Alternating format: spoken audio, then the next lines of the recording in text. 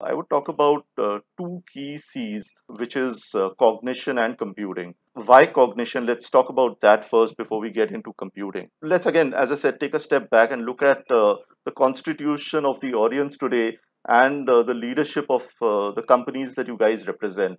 It's probably the best talent you've got out there. They've got the best brains. They know all the technical stuff in terms of how to mitigate risk. But why is it that despite all of this, we get blindsided by risk?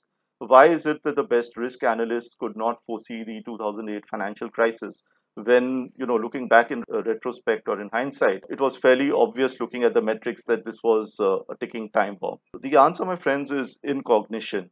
The way we think about things and the way we look at things, it is not to do with intellect, it's to do with our abilities to think. These are two fundamentally very, very different things. In terms of cognition, let me just ask three questions. Why is it that we keep getting blindsided by risk? Why does this happen? Secondly, what does it lead to?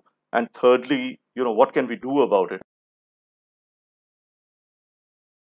Firstly, in terms of why does this happen, the answer can be very, very complex, but let me try and simplify it to the extent that I can. It's because of what Daniel Kahneman calls system one thinking versus system two thinking, or fast thinking versus slow thinking. The fast thinking is typically how we lead our lives, which is to say that we normally just react to whatever we see in front of us.